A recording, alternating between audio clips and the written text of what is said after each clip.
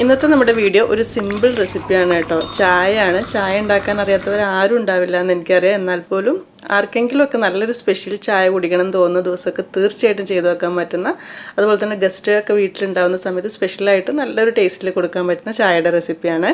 അപ്പോൾ കണ്ടു വയ്ക്കാമല്ലോ. അപ്പോൾ നമ്മുടെ ചായക്ക് വേണ്ടിയിട്ടുള്ള വെള്ളം ഒഴിച്ചു കൊടുക്കുക. ആദ്യം ഞാൻ 1 കപ്പ് വെള്ളമാണ് എടുക്കുന്നത്. ഒരു 2 ഗ്ലാസ് അളവിലേക്കുള്ള ചായയാണ് റെഡിയാക്കുന്നത്. ഇതിലേക്ക് ഇനി കുറച്ച് കാര്യങ്ങൾ ചേർത്ത് കൊടുക്കാണ്ട്. ആദ്യം ഒരു ചെറിയ പീസ് ഇഞ്ചി ഇതുപോലെ ഒന്നങ്ങ് ചതച്ചിട്ട് കൊടുക്കുക. ഒരുപാട് ചതച്ച് പേസ്റ്റ് ആക്കേണ്ട ആവശ്യമില്ല കേട്ടോ. അങ്ങനെ ആകുമ്പോൾ ഇഞ്ചിയുടെ കൂടുതൽ ഫ്ലേവർ ആയിപ്പോവും. ഇതിപ്പോൾ ഈ വെള്ളത്തിലേക്ക് ഇങ്ങനെ തിളച്ച് വരുമ്പോൾ കറക്റ്റ് ലൈറ്റ് ഒരു ഫ്ലേവർ കിട്ടിക്കോളും. അതിൻ്റെ കൂടെ തന്നെ ഒരു 3-4 ഏലക്ക ഇട്ട് കൊടുക്കുന്നുണ്ട്. ഏലക്ക ഒന്ന് കുത്തിയിട്ട് ഇട്ട് കൊടുത്താൽ മതി കേട്ടോ. അപ്പോഴാണ് പെട്ടെന്ന് ഫ്ലേവർ ഇറങ്ങുക. പിന്നെ ഒരു 3 ഗ്രാമ്പു ഇട്ട് കൊടുക്കുന്നുണ്ട്. ഗ്രാമ്പു ഒന്നും ഞാൻ ചതച്ചെടുത്തിട്ടില്ല. അതുപോലെ തന്നെ ഒരു ഇത്തിരി കുരുമുളക്, ഒരു 4-5 കുരുമുളക് മണി മതി കേട്ടോ, കൂടുതൽ വേണ്ട. കുരുമുളകും ഗ്രാമ്പും ഒക്കെ നല്ല ചതച്ചിട്ട് നല്ല സ്ട്രോങ് ആയിട്ടുള്ള മസാല ടേസ്റ്റ് വേണമെന്നുണ്ടെങ്കിൽ നല്ലോണം ഒതുക്കി ഇട്ട് കൊടുക്കുക. നമ്മളിപ്പോൾ അതൊന്ന് ചതച്ചിടാത്ത വെച്ചാൽ ലൈറ്റ് ഫ്ലേവർ കിട്ടിയാൽ മാത്രം മതി എന്ന് വെച്ചിട്ടാണ്. ഒരു ചെറിയ പീസ് പട്ട കൂടി ഇട്ട് കൊടുക്കുക. എന്നിട്ട് ഇതെല്ലാം കൂടെ ചേർന്നിട്ട് നല്ലോണം തിളച്ച് വരട്ടെ. ഒരു 2 മിനിറ്റ് ചെറിയ തീയിൽ നന്നായിട്ട് തിളച്ച് വന്നാൽ മാത്രമാണ് ചായയിലേക്ക് ഇതിൻ്റെ ഫ്ലേവർ കറക്റ്റ് ഇറങ്ങുള്ളൂ കേട്ടോ. പെട്ടെന്ന് ഇതിട്ട് അതിൻ്റെ കൂടെ തന്നെ ചായപ്പൊടി ഇട്ടിട്ട് തിളപ്പിച്ചിങ്ങ് എടുത്തു കഴിഞ്ഞാൽ കറക്റ്റ് ഫ്ലേവർ കിട്ടില്ല. അപ്പോൾ ഇത് നല്ലോണം അങ്ങ് തിളച്ചോട്ടെ. അങ്ങനെ ഒരു 2 മിനിറ്റ് നന്നായിട്ട് തിളച്ച് വരുന്ന സമയത്ത് ഇതിലേക്കുള്ള ചായപ്പൊടി ഇട്ട് കൊടുക്കാം. 2 ടേബിൾ സ്പൂൺ ചായപ്പൊടിയാണ് എടുത്തിട്ടുള്ളത്. സ്ട്രോങ് നല്ല കൂടുതൽ വേണമെങ്കിൽ ഇത്തിരി കൂടി ഇട്ട് കൊടുക്കുക. ഞാനൊരു സാധാ നോർമലാണ് എടുത്തിട്ടുള്ളത്. നല്ല കറക്റ്റായിട്ട് നല്ല സ്ട്രോങ് വേണമെന്നുണ്ടെങ്കിൽ ഒരു ഇത്തിരി കൂടെ കൂടുതൽ ഇട്ട് കൊടുക്കാം. ചായപ്പൊടി ഇട്ട് കഴിഞ്ഞിട്ടും ഒരു 1 മിനിറ്റ് നന്നായിട്ടൊന്ന് തിളച്ചോട്ടെ. അത് കഴിഞ്ഞിട്ട് പാലൊഴിച്ചാൽ മതി.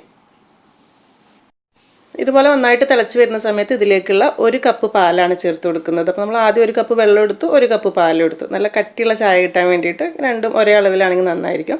എന്നിട്ട് ഇതുകൂടെ ചേർത്തിട്ട് ഒന്നങ്ങ് തിളയ്ക്കാനായിട്ട് തുടങ്ങുന്ന സമയത്ത് ഇതിലേക്കുള്ള പഞ്ചസാര ചേർത്ത് കൊടുക്കുക. മധുരത്തിന് വേണ്ടിയിട്ട് ഒരു 2.5 to 3 ടേബിൾ സ്പൂൺ മധുരം നോക്കിയിട്ട് ഇട്ട് കൊടുക്കുക കേട്ടോ. അതൊക്കെ നമ്മുടെ ഇഷ്ടത്തിനനുസരിച്ചിട്ട്.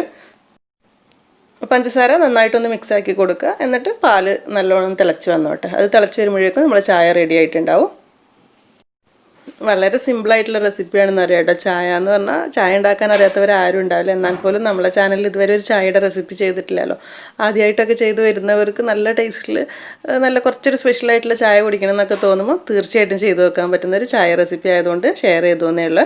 അപ്പോൾ നമ്മൾ ചായ നന്നായിട്ട് തിളച്ച് വന്നിട്ടുണ്ട്. ഇതുപോലെ നല്ലോണം അങ്ങ് തിളച്ചോട്ടെ കേട്ടോ. ഒരു കുറച്ച് സമയം ചെറിയ തീയിൽ ഒന്നങ്ങ് തിളപ്പിക്കുക. കറക്കായതുകൊണ്ട് അങ്ങനെ ഗ്യാസ് ഓഫ് ചെയ്തിട്ട് ഇനി നമ്മൾ സാധാരണ ചെയ്യുന്ന പോലെ തന്നെ നന്നായിട്ടൊന്ന് അരിച്ചെടുക്കുക. അത് കഴിഞ്ഞിട്ടൊന്ന് അടിച്ചെടുക്കും കൂടി ചെയ്യുകയാണെങ്കിൽ നന്നായിരിക്കും. ഇങ്ങനെ ആക്കുന്ന സമയത്ത് കുറേ പ്രാവശ്യം അങ്ങോട്ടും ഇങ്ങോട്ടും മാറ്റിയെടുത്താൽ ചായ തണുത്തു പോയാൽ കറക്റ്റ് ടേസ്റ്റ് ഉണ്ടാവില്ല. 1-2 തവണ ഒന്ന് അടിച്ചെടുക്കുക. എന്നിട്ട് ചൂടോട് കൂടി തന്നെ ഗ്ലാസ്സിലേക്ക് എടുത്ത് ഈ ഒരു പതയോട് കൂടി തന്നെ കുടിക്കുമ്പോൾ നല്ല കിടിലൻ ചായ ആയിട്ട് കിട്ടിയിട്ടുണ്ടാവും കേട്ടോ.